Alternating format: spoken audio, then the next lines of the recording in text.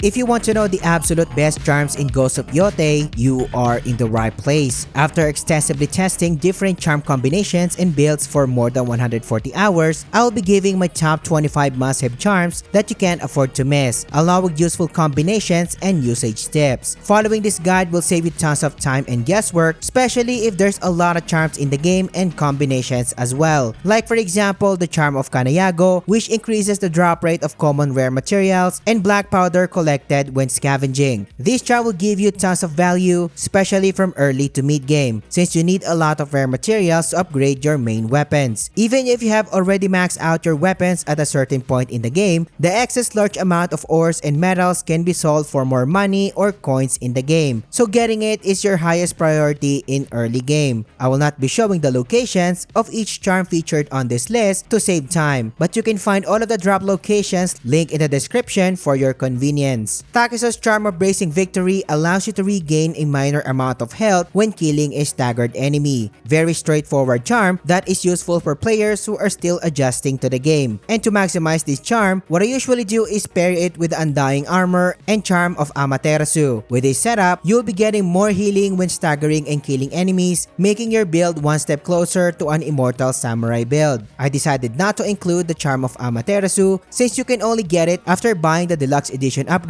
so the Bracing Victory took its spot instead. The Charm of Raining Arrows allow your arrows to be shot at lightning speed while automatically aiming. This charm would not make sense in the early game, but once you have the right setup to buff your Hankyu's damage, it is so broken in mid to end game. You will be one-shotting multiple enemies and clear them without a hassle, especially while under infinite concentration mode. Pair this charm with the Dragonfly Armor, Mother's Charm, and Archer's Fortune, and you will have a fully geared range build that can perform in close to long range combat. The Father's Charm gives you the ability to regain a major amount of health in every successful perfect parry. Perfect parries in Ghost of Yotei are pretty easy to do, at least in my opinion. But if you are still adjusting to this kind of playstyle, there are a lot of things you can do. Like for example, equipping the best armor set in the game, which is the Bounty Master Armor. That will allow you to increase your perfect parry windows by a major amount. And slotting in the Charm of Futsunushi and Charm of Mount Yotei. With this setup, not only will perfect parries and dodges will be easier to do, but you will also gain a tremendous amount of health in every successful perfect parry, giving you more wiggle room to adjust in the playstyle. The Father's Charm is a very good charm and there is no doubt about it. However, advanced players will likely remove it later on if they truly don't need healing, which explains the charm's placement on this list. Of course, the next one is the Charm of Mount Yotei, which will give you another major amount of health in every successful parry. And yes, the Father's Charm and Mount Yotei's healing do stack, and I have tested this a lot during my build videos. When slotting this charm, the same setup is suggested, and you can change the armor if you like to something like the Armor of the Undying. The Father's Charm and the Charm of Mount Yotei combination is simply too good for beginner to intermediate players. The main difference here is that the Charm of Mount Yotei also reduces all damage taken by a moderate amount. So even if you will not use this charm when playing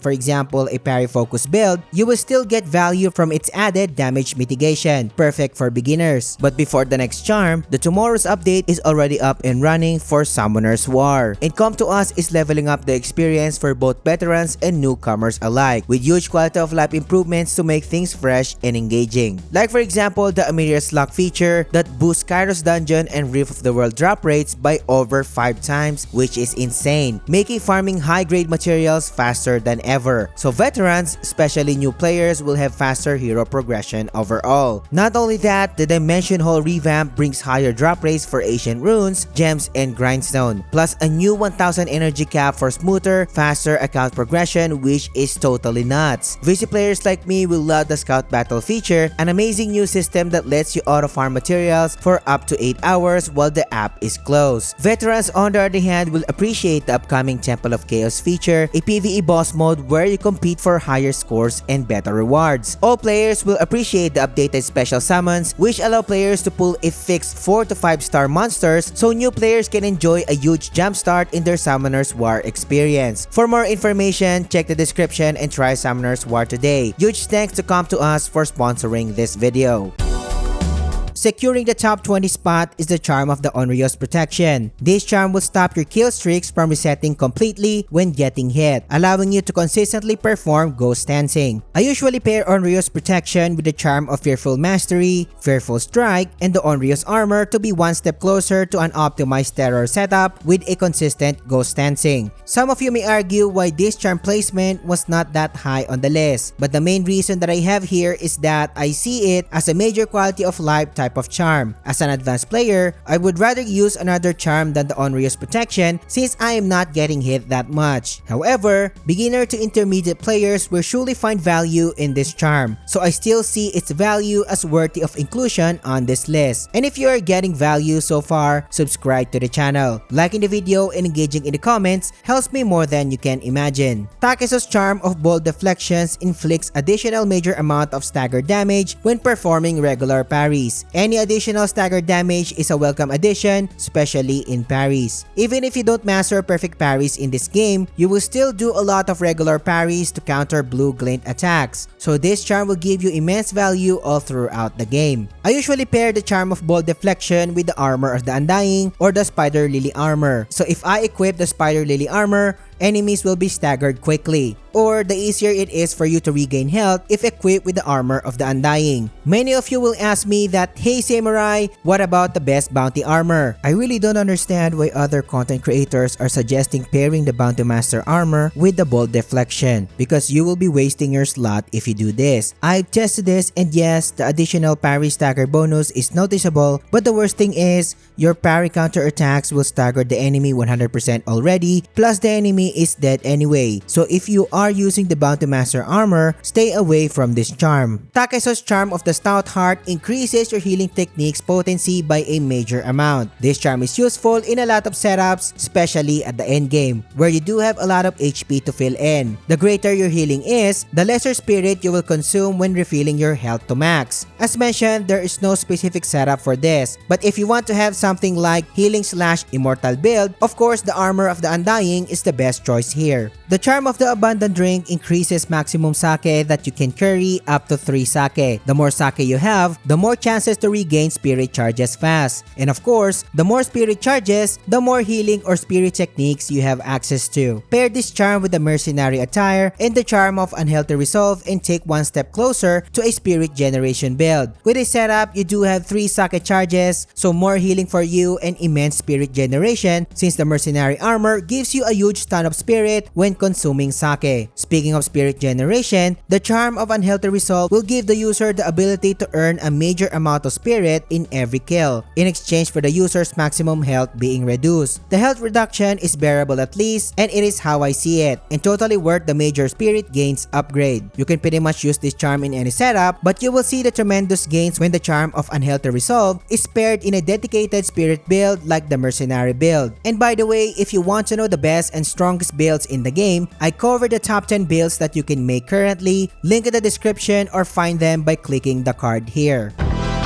Taking the top 15 spot is the charm of Soaring Focus. This charm will allow you to concentrate infinitely while in mid-air. And this charm can instantly break the game very early, since you can just jump continuously and have access to infinite concentration and score headshots. If you are switching constantly between bows and your main weapons, you will find this charm valuable. Another tip is that jumping from your horse will give you a much higher airtime and give you a much longer concentration duration to snipe your targets. The charm of Soaring Focus can work in any setup, but of course, the Dragonfly armor with the Mother's Charm equipped is the first choice here if you want to make your arrows hit harder if you are not scoring for headshots, that is. But if you constantly land headshots, you can slot this charm in whatever setup you desire. Securing the top 14 to 11 spots are the Fearful Charms, and as much as I don't want to include each type of the Fearful Charms, I cannot deny the fact that terror in this game is so broken, at least in regular fights. The Fearful End gives you a major chance of terrifying targets by just doing any type of assassination. If you are following the channel, you already know how easy it is to cheese enemies with chain assassinations by just throwing a smoke bomb, while Fearful Defense allows you to terrify targets after a successful parry kill. level, making the Bounty Master setup even more godly, giving how easy it is to perfect parry and kill an enemy with this armor. You will be locking enemies in a terror state. The Fearful Mastery, on the other hand, is the second best terror-inducing charm, which will give you a major chance of terrifying enemies when disarming them. Your regular Onryu Strike will be upgraded to Dance of Wrath in the endgame, so that's 3 major chances of terrifying targets. So this charm barely misses, scaring multiple enemies in an instant. And of course, the most broken of them all is the Fearful Strike, giving you a major chance to inflict terror in every headshot you score. This is a major cheat in the game where you can just pull a headshot and easily scare your enemies, and do it over and over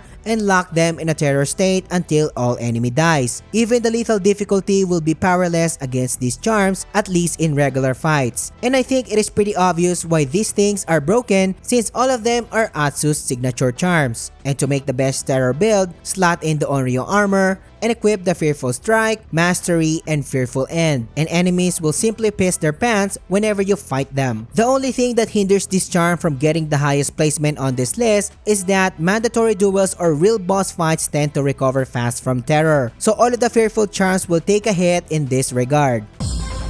Starting the top 10 list very strong with the charm of Fire Mastery. This charm allows the user to inflict and spread fire to nearby enemies when dealing heavy attacks to targets. Heavy attacks or focus attacks are one of your strongest attacks in the game, so having the ability to spread fire and inflict more damage is simply too good to ignore. Like for example, equipping the Nine-Tail armor with the charm of Homusubi, Fiery Rage, and Fire Mastery will bring you one step closer to a good fire build. Using the focus attack of the Kusarigama will not just hit super hard but also spread fire. This setup is so broken that you can just bypass the weapon type system and wipe multiple enemies with devastating AoE attacks. The Oni's Flame is hands down the best quickfire weapon in the game, so making it last longer in combat should be one of your priorities, and the charm of Fiery Rage gives you that ability, increasing the Oni's Flame duration by a massive amount. You can pretty much use this charm in any builds, but when I optimize my fire builds, I tend to use the Nine-Tail armor to have an additional increase to fire damage duration paired with the Homusubi and Fire Mastery. Your heavy or focus attacks will not just hit hard but also spread fire as well. Veterans know how broken the charm of Burning Blade is, allowing the user to turn their regular kunai into burning ones. Not only will these kunai will hit harder, but they will also inflict fire damage over time to targets, which is absolutely broken. 100% of the time, if I want to maximize the damage of my kunai build, slotting in the Nine-Tail armor is the best choice here. And yes, this armor is that good, so you will see it over and over on this list. The armor increases the damage of quickfire weapons and also increases the duration of status effects, which is fire in this case, while also pairing the setup with hidden blades. This absolutely broken setup will allow you to throw 5 burning kunai with longer fire damage over time to targets, allowing you to clear waves of enemies by just using the kunai. I already mentioned the charm of hidden blades, which adds 3 additional kunai per throw, making your kunai setup godly. And as mentioned, you'll be throwing a maximum of 5 kunai per throw, and the busted thing is, it only counts as 1 ammo per throw. So that's 25 kunai all in all. Even if you remove the burning blades, this setup does wonders not just to Nine-Tail armor builds. For example, the Spider Lily armor gives you the chance to summon a stagger shockwave whenever you stagger enemies. The kunai not only hits hard, but also has a high stagger damage, and you are throwing 5 kunais at a time, so there is a high chance that you will always proc the armor's special shockwave effect and lock enemies in a stagger state. Another spirit-related charm is entering the space, and the charm of Confidence Strikes gives you a major chance to generate 1 full spirit every time you stagger an enemy with the katana. Even if we follow the weapon alignment system, the majority of the enemies in this game are katana users, especially from early to mid game, and almost every endgame enemy switches to the katana as their basic weapon. So you will have a good chance of generating spirits when using this charm. A good setup would be a Spider Lily armor paired with Enduring Resolve and Confidence Strikes. So when you use spirit attacks or stagger enemies, you do have a great chance of getting spirit refunds.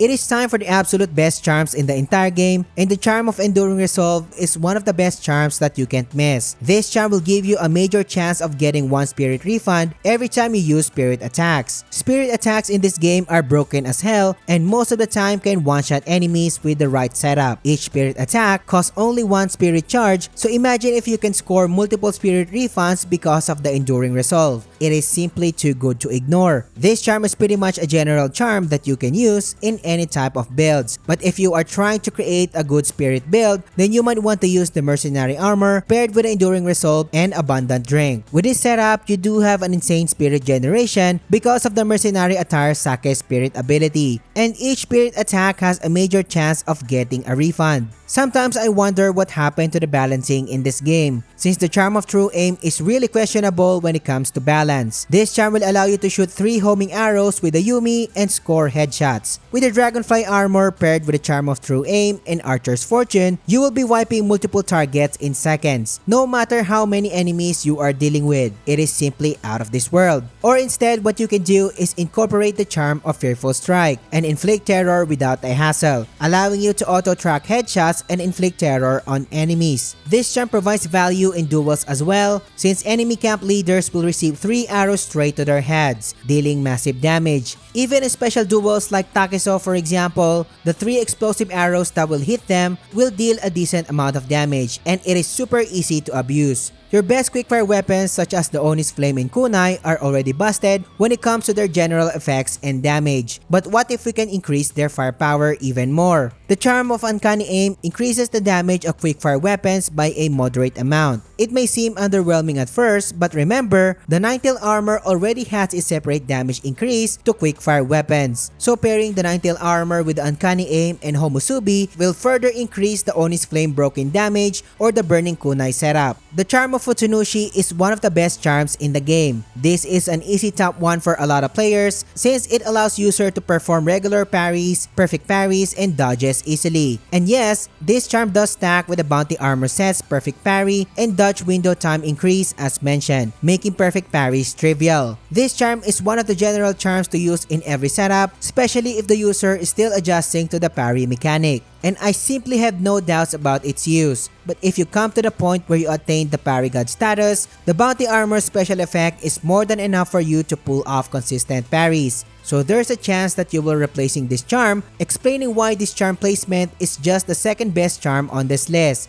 That is if you will master the parrying mechanic. And by now, you've seen me suggest the charm of Homusubi multiple times across multiple setups because it is that good. This charm simply increases your fire damage overall. And if you can remember, almost every broken damage setup that I've shown you so far revolves around fire damage. Like for example, the Fire Kunai setup, the Max Oni's Flame damage setup, and more. If you simply love to deal the highest damage possible outside of range builds, this charm will never leave your setup. With the right setup, you can simply one-shot enemies with almost every weapon type, wipe multiple enemies with the Fire Kusarigama AoE attacks, one-shot almost every type of enemies with one spirit attack of the Odachi, or even blast them with just few light attacks, or wipe enemies with kunai and also deal enhanced fire damage to any type of boss. The charm of Homusubi is simply valuable in almost every setup, making it the absolute best charm in the game. But knowing the best overall charms is just the first step, and you want to learn how to make the top 10 strongest build in the game, this video will teach you everything you need to know. So click on it and I will catch you on the next one.